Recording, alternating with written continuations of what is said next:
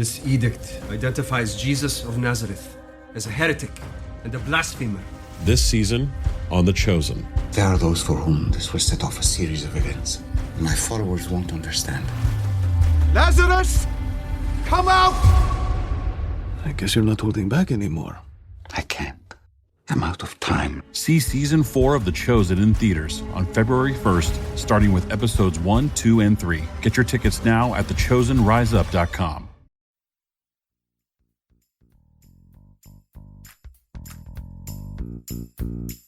I'm Hemant Mehta. And I'm Jessica Blumke. And you're listening to the podcast for friendlyatheist.com. You can now listen to all of our episodes and see show notes at friendlyatheistpodcast.com. By the way, we now have a merchandise shop on the website, so if you want your podcast swag, some shirts, mugs, baby onesies, Hemant, you gonna get a baby onesie for your kiddo? Of course. Yeah. Go to our website and click on the store tab. We're brought to you today by Foundation Marketing. If you own a small business, then you know how frustrating advertising can be. Foundation Marketing offers all-encompassing solutions backed by 20 years' experience. This includes professional web design, graphic design, printing, and online marketing solutions. They are a certified Google partner and offer free consultation. Visit them online at fmkg.net. Let them know you were sent by the Friendly Atheist podcast, and you'll get 10% off any sale. They're also donating 20% of all sales driven by this podcast to the Clergy Project and Foundation Beyond Belief, 10% each. Once again, check them out at fmkg.net. Jeremy Runnells was raised in the Church of Latter-day Saints as a sixth-generation Mormon. He went on his 2-year mission, he graduated from BYU, he was an Eagle Scout. But in 2012, he began doubting some of his beliefs. He was asked by a church educational system director, or CES director, to share his concerns. Jeremy did that in what became known as the Letter to a CES Director, or the CES Letter. It is a damning document that exposes so many holes in the Mormon faith, and it quickly went viral online, giving a lot of people reason to leave the church themselves. And then, earlier this year, wouldn't you know it, church officials began a process to kick him out. But before they could excommunicate him for good in April, Runnells announced that he was resigning from the Mormon Church himself. He wasn't going to give them the satisfaction of kicking him out. So, Jeremy, thank you so much for being with us. And do I have that story correct? Yes, you do. So if I can ask you, what got you started on this path to having doubts? How do you go from being so entrenched within the Mormon faith to saying, I don't think I believe in this anymore? It basically started with, following the church's narrative that it can do, like that it has the correct history, that the history that I was learning from, it basically has to do with, I was raised in the church with a specific narrative, a correlated history or version of Mormonism. And in 2012, I was just going about my daily life, and I came across a news article that talked about Mormons besieged in the modern age. And what it was basically talking about was how there are Mormons that are leaving the church over history. And it brought up, at the time, which was the church historian, Elder Marlon Q. Jensen.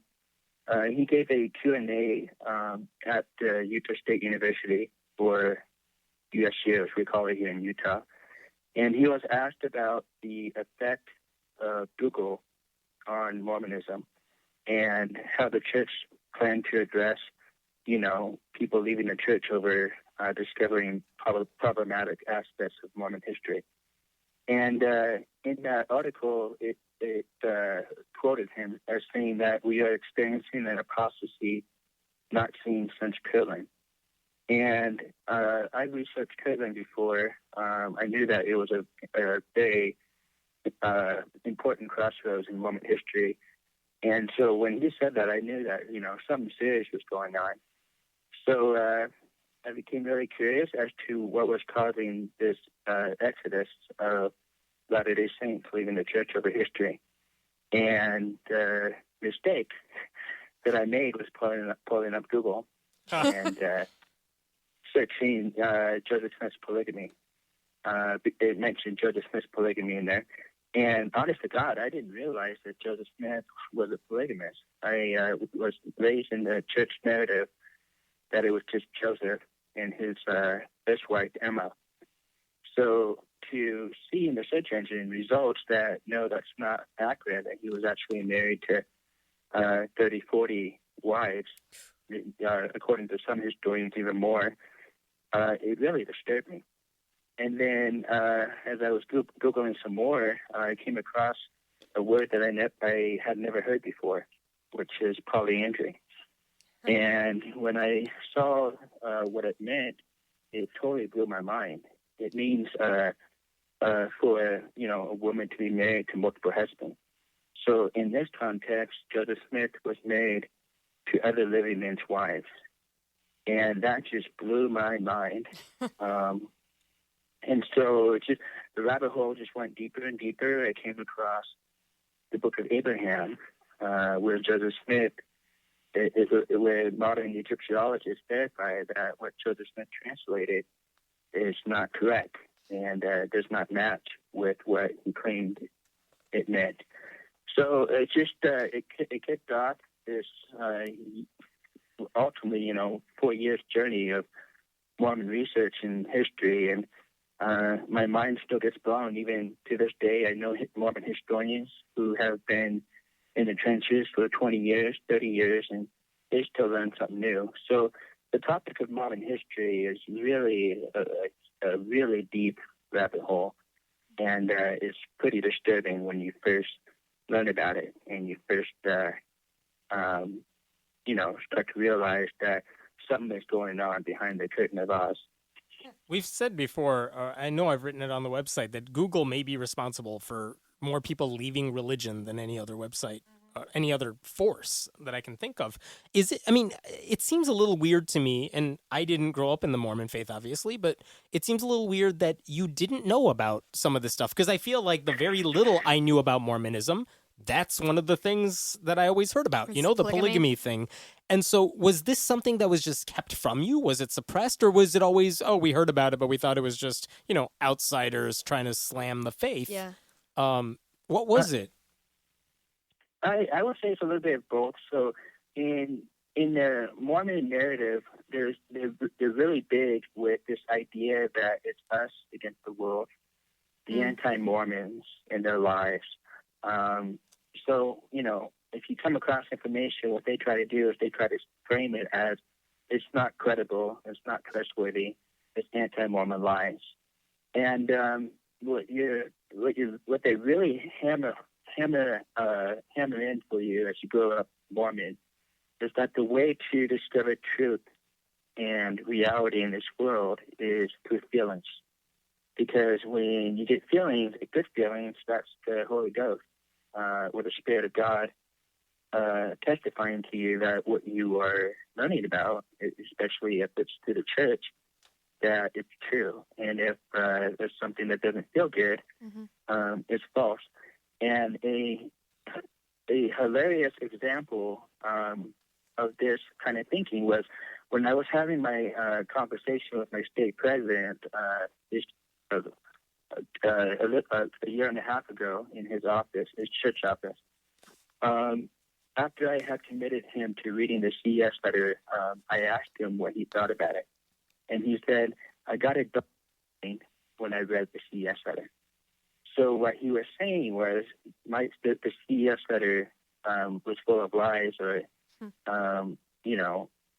things that weren't true because, hey, I got a dark feeling from this. So that kind of gives you a glimpse of the Mormon worldview and how they, try to discern truth and reality. And to me, it's really crazy to, build your worldview on feelings.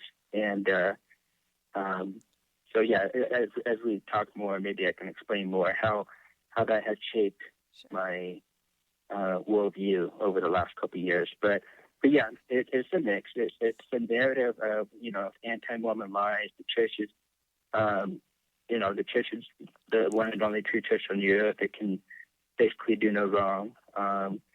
And if you hear information that's, scary or against the church, then it's, you can't listen to it. And you got to follow your feelings. You got to follow the Holy Ghost. So it's a really dangerous method or approach to, discovering truth on this planet. For sure. I mean, that's definitely something that we've seen from tiny little cults all the way up through world-dominating religions, is that, leaders will say, hey, anybody who disparages Scientology to you, Christianity to you, is apocryphal, or they are they're coming for your religion. And that's something that's echoed all the time when you're trying to control masses. Those right? dinosaur fossils you found were planted by the devil. So I guess my question would be, and to me this is one of the most fascinating things about looking at religion and trying to pick it apart. In your opinion, and obviously this is just us speculating here, do you think the leaders of your church are lying to you, or do you think they've drank the Kool-Aid? Do you think they believe what they're saying? If you were to ask me that about 4 years ago, I would say I think they're good men that are trying to that really believe it, and that they're just as surprised as the rest of us. But their actions over the last couple of years, especially the last 2 years, with the release of what is known as the church essays, where they basically admit some disturbing things, but there's a lot of damage control, a lot of glossing over, a lot of omissions in those essays. Mm-hmm. But they do admit some things that basically, what I like to say, yesterday's anti-Mormon lies, or now today's church-verified essay facts. And so basically, yesterday they were shouting from the rooftops, hey, this is anti-Mormon lies. Now it's, hey, go check out the essays. It's true. And so what they're doing now is they're coming out with crazy stuff like inoculate.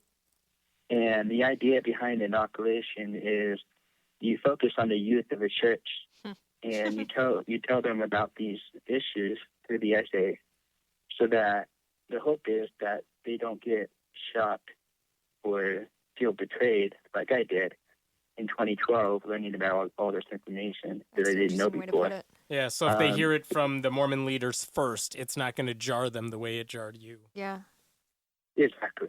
Yeah. And so this push for inoculation, the release of the essays, some of the comments that they've made in firesides and general conferences, ridiculous stuff like doubt your doubts, stay in the boat. So my personal opinion is they do know about it. They know that it's a real problem. One of the apostles, his name is Jeffrey R. Holland.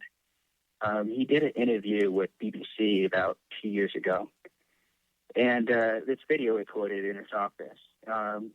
As a deaf individual, I learned to become an expert in body language. I've had to survive growing up. Just watching that interview, his body just screams defense. Get me out of here. I don't want to be here. Stop asking me questions. It wasn't a posture of offense or confidence that you would expect from an apostle of the Lord Jesus Christ. And so to me, that was a really eye-opening interview. So I'm sorry for a long answer, but the quick answer to your question is, at this point, I believe that they know that it's a fraud. Right. But the way that they rationalize it is they see the church as a institution for good, sure, that it supposedly keeps families together, that it makes good men better, yada, yada, yada. Keeps straight white families together. I think that's how they rationalize it. Yeah. You mentioned that you're deaf. I should point out that you have cochlear implants, and that allows us to communicate like the way we are right now, correct? That's correct. Okay. Yeah, and so that's the. I guess I could give a background on that story, but I'll let you. Let me ask you. Let me ask you.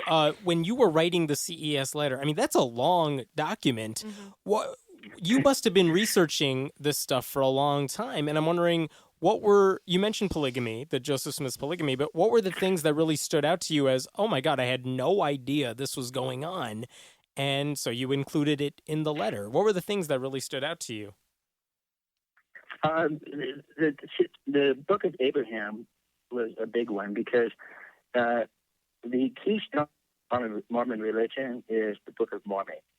And it's funny that Joseph Smith translated the Book of Mormon, and, he used the quote-unquote Reformed Egyptian. So the Book of Mormon itself rests on the claims of Joseph Smith's ability to translate ancient or, made-up languages. Reformed Egyptian is just, what does that even mean, Reformed Egyptian? So, but he also made that same claim with the Book of Abraham. And we have the papyri that he used. And we have what is called an alphabet and grammar book, which is basically his little notebook, where on the left side he would put in Egyptian hieroglyphics, and then on the right side he would put blocks or paragraphs of text that would eventually become the Book of Abraham. Well, we have all the evidence we need to verify that it's a fraud. It's not. It's just gibberish. It's not what he claimed to be. So to me, the Book of Abraham is the most damning thing we have, probably the closest we have to a smoking gun, if you will. And then, as I mentioned before in other interviews, especially my interview with John Dehlin, with this CES letter, it shows a pattern of consistent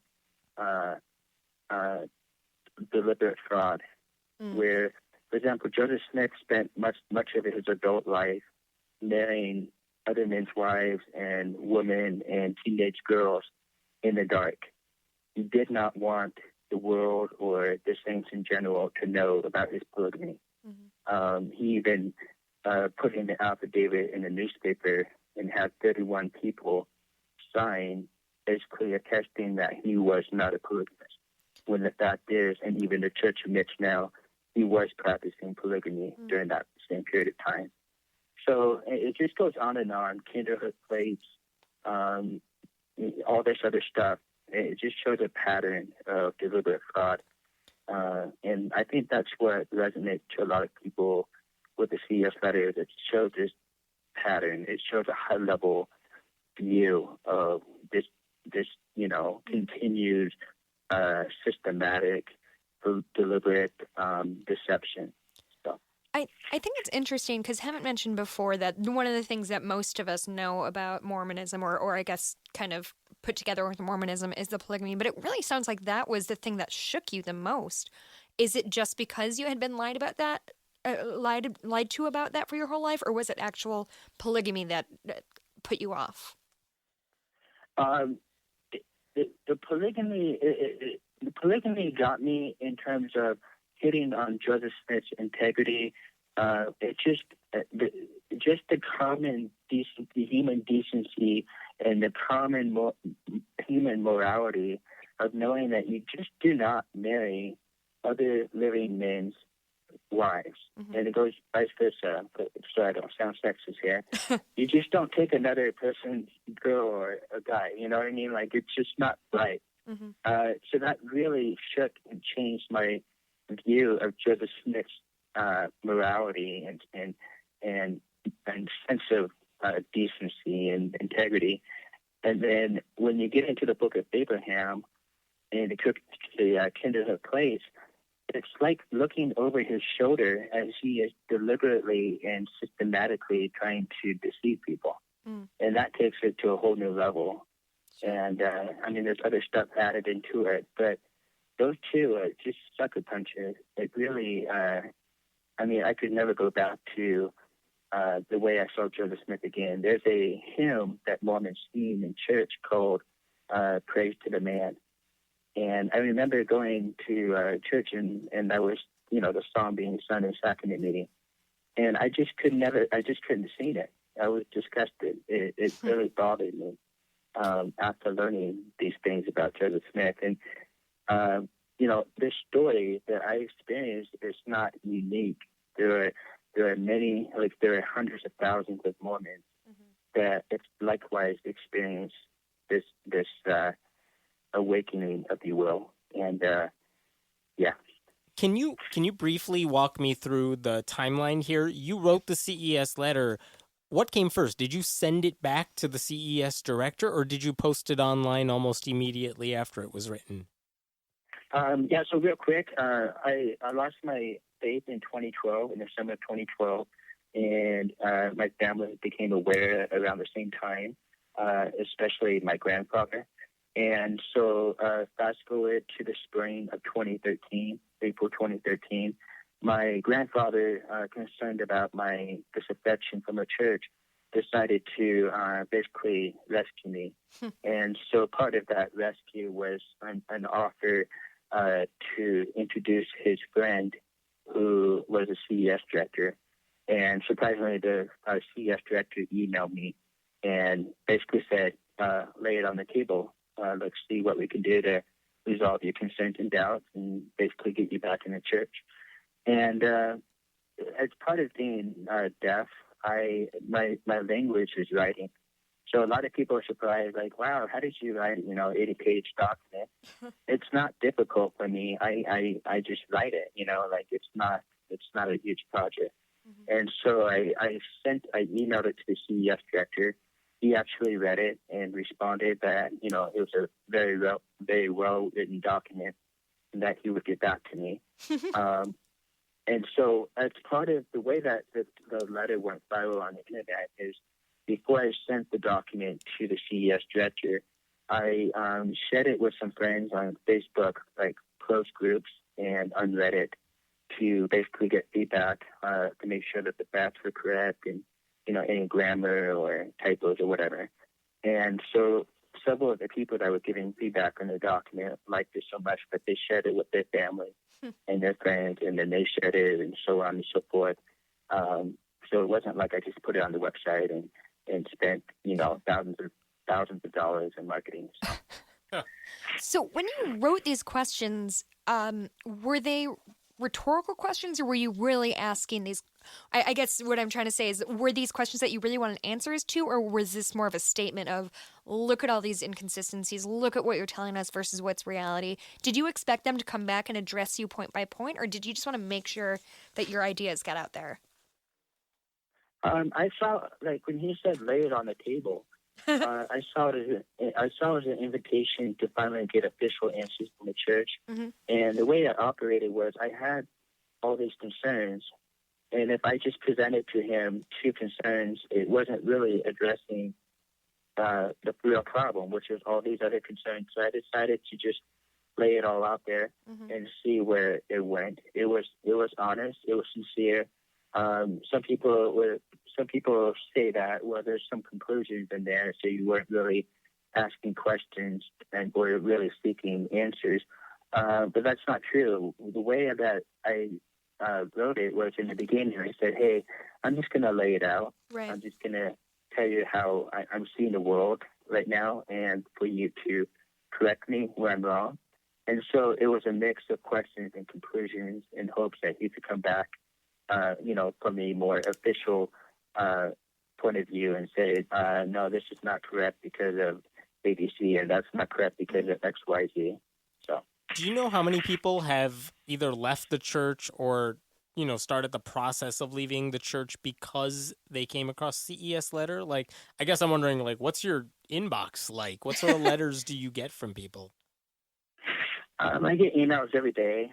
I'm used to just hearing, hey, you let it change my life, or it saved my marriage, or saved my family. And so it even though I get it, it never changes in terms of the response that I get. Holy shit, I really did this, like me, Jeremy. So it's really mind-blowing that the way that things have happened the last 4 years. I would never in a million years have envisioned that it would happen the way it happened. In terms of how many people have left, I'm not sure, but I know that I estimate that the document has been downloaded around 600,000 times. Jesus.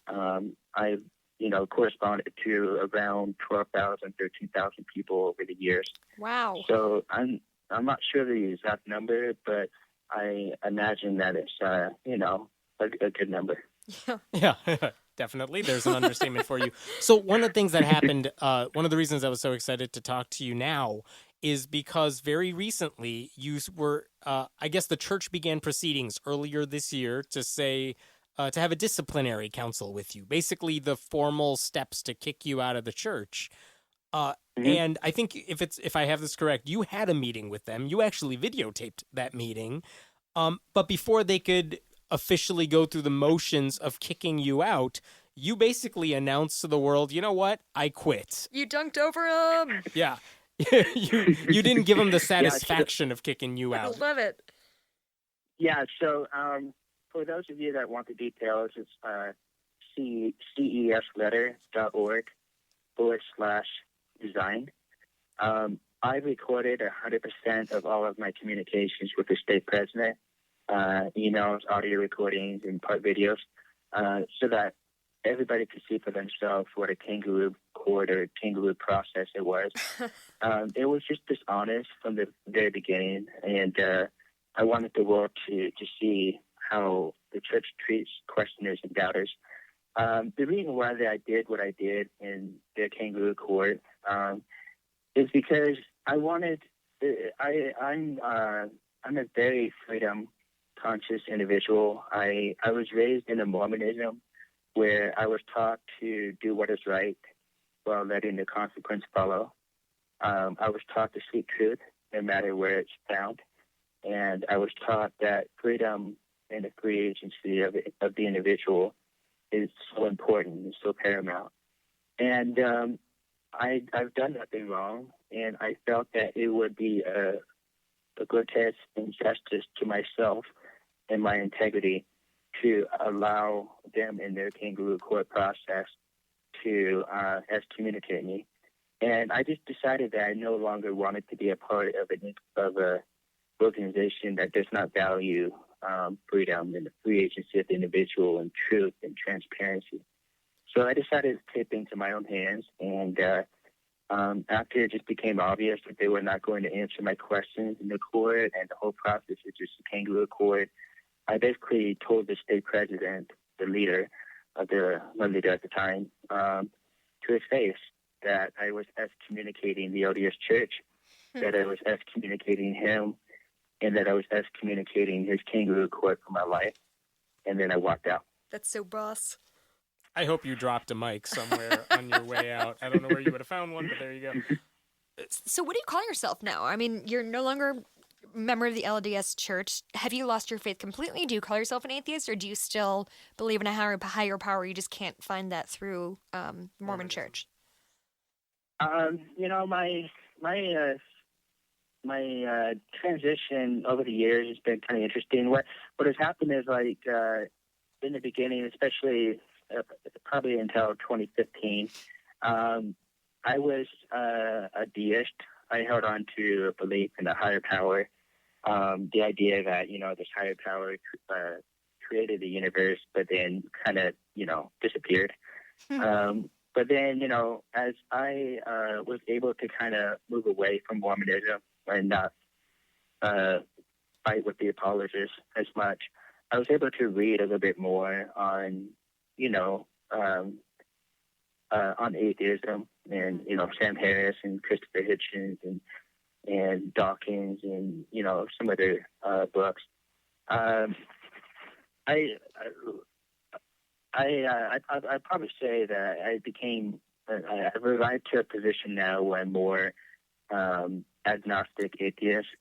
I don't know if there's a God or not, which is the agnostic part, but I'm, skeptical that there's a God. I have a hard time seeing that there's a God that intervenes into human affairs that's going to, for example, bless my greasy pizza, or help Jennifer in Provo, Utah find her car keys, while knowing the awful plight and suffering of the refugees, from Syria and all the crap that's happening in Africa North Korea, and you know what I mean? Like, you can't. How do you reconcile that? How do you believe in a God that will intervene to find better car keys, but not help that? Well, God can't help the refugees because he's watching the bathrooms at Target to make sure the wrong people don't go in right now.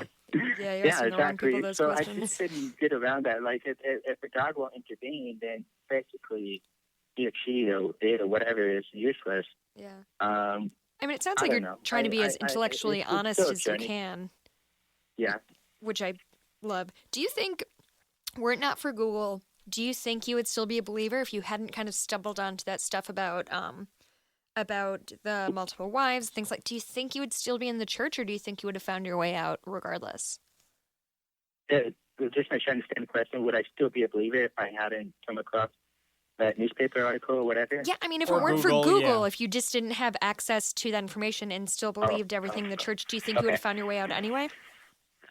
If I didn't have access to it, well, that's the funny thing, is that the access to it is also causing the problem, because what is happening now is the church leaders themselves are you can't help but notice it. Even if you don't Google, you can't help but notice that something's going on, because they're saying stuff like doubt your doubts and stay in the boat and hold on and you know what I mean? Like the exodus is so bad that the church leaders are actually talking about doubts and people leaving the church in front of flock that ideally would not be being exposed to Google.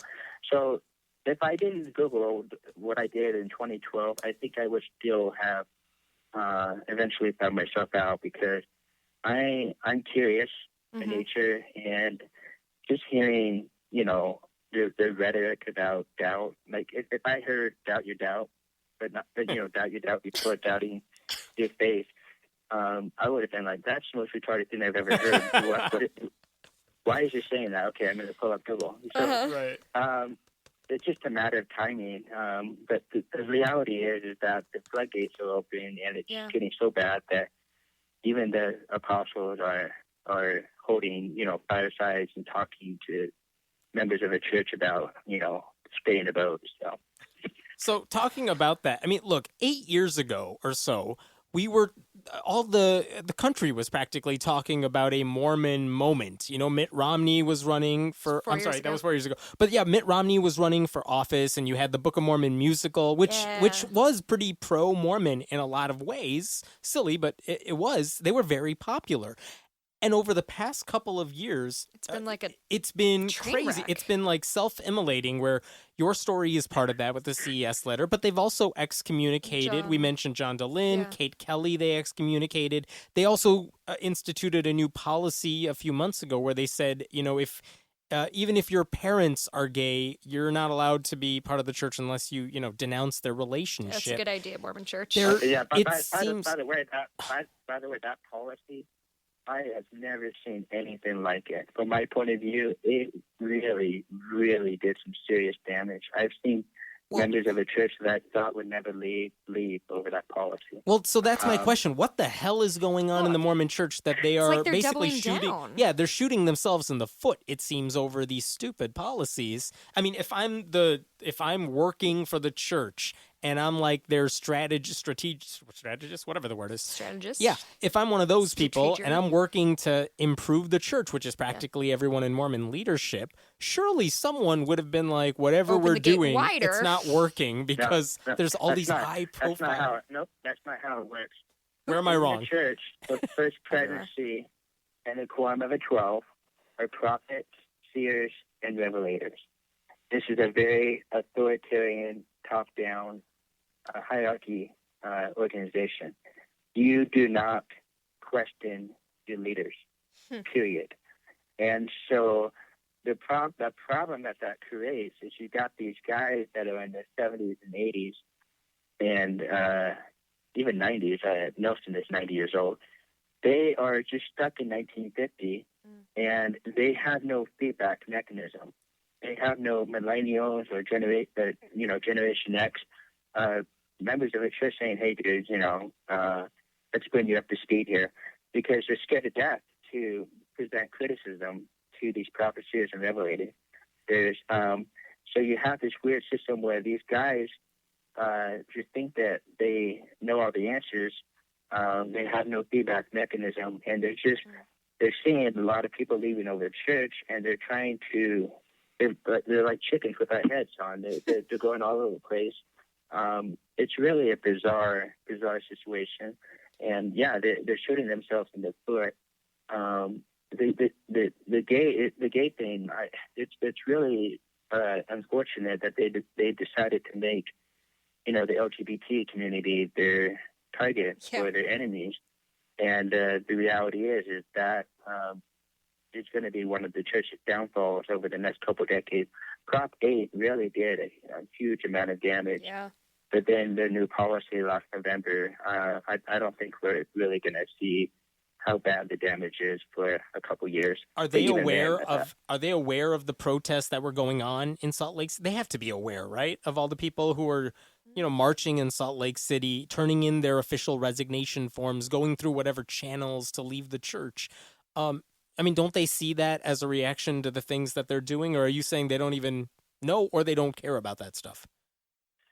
They know about that stuff, but the way they see it is, and this is my personal opinion and speculation, is those are just liberal members, or those are just lukewarm members. We can do without them. So if they leave, we become a more pure church. Yeah, is it like culling their herd to them? Do they think, okay, we're getting rid of the kind of people on the fence or the sort of non-believers anyway, and we're going to be left with a really strong core? Do you think that's what they're hoping for?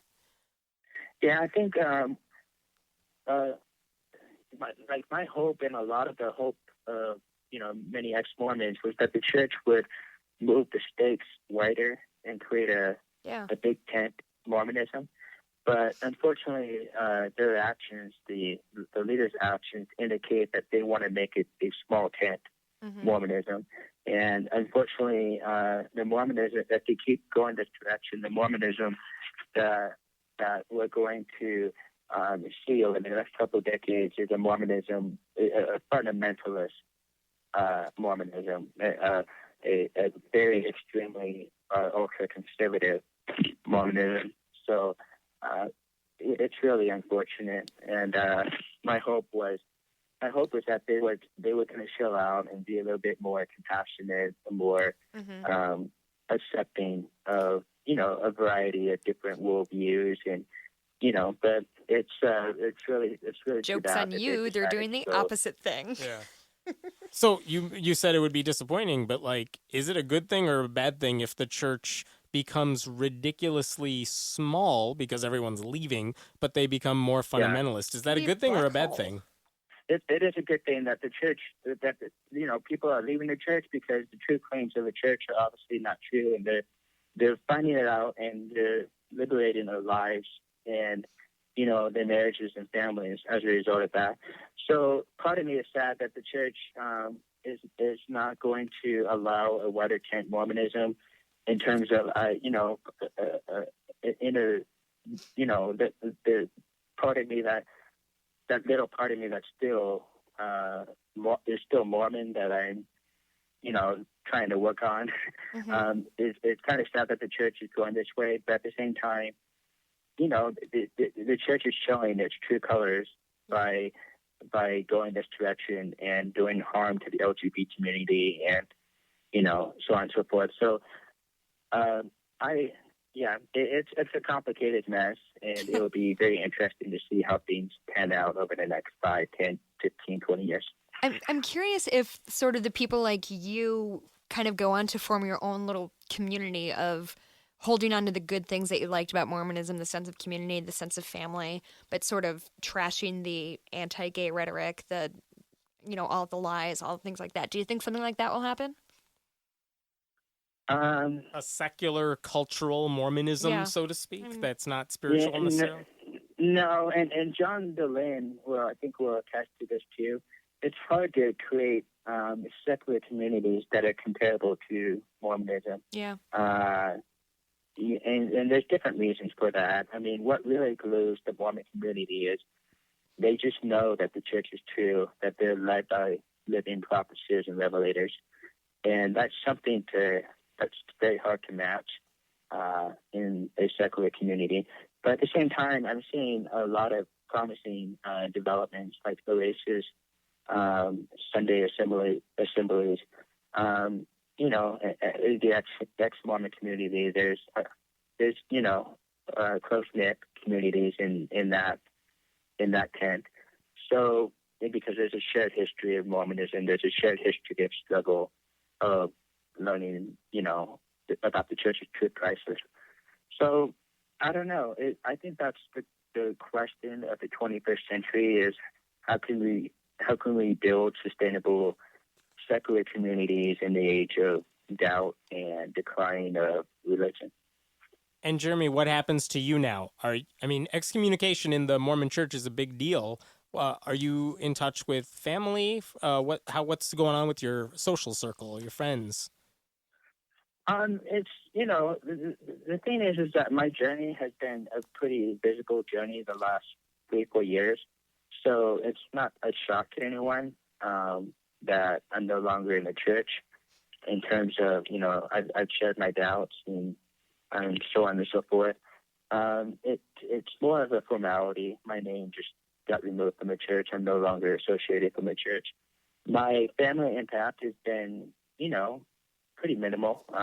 Life goes on. We just, we still, play games and watch Netflix and should chill out. So it hasn't been a traumatic experience. And I think a big part of that is I took ownership. Instead of letting the church excommunicate me and I become the victim, I empowered myself and said I'm done and moved on. So I think a big part of that helped in a lot of ways as well. Yeah, and from what I've heard from a lot of ex-Mormons, again, what you did with the CES letter has helped a lot of them as well. So we'll have a link on the website to the CES letter for anyone who wants to see it. Jeremy, good luck to you, and thank you so much for sharing your story with us. Thank you so much, guys, for having me on. Thanks for listening to the podcast for FriendlyAtheist.com. We were brought to you today by Foundation Marketing. If you own a small business, then you know how frustrating advertising can be. Foundation Marketing offers all-encompassing solutions backed by 20 years' experience. This includes professional web design, graphic design, printing, and online marketing solutions. They are a certified Google partner and offer free consultation. Visit them online at fmkg.net. Let them know you were sent by the Friendly Atheist podcast, and you'll get 10% off any sale. They're also donating 20% of all sales driven by this podcast to the Clergy Project and Foundation Beyond Belief, 10% each. Once again, check them out at fmkg.net. This episode was taped at Cinnamon Sound Studios in Aurora, Illinois. The music was composed by Brad Chagdis. If you like what you're hearing, please consider making a contribution at patreon.com/Hemin. That's He-Man-T. We appreciate your support. And if you have any questions, feel free to email us at friendlyatheistpodcast@gmail.com. I'm Hemant Mehta. And I'm Jessica Blumke. We hope you join us next time.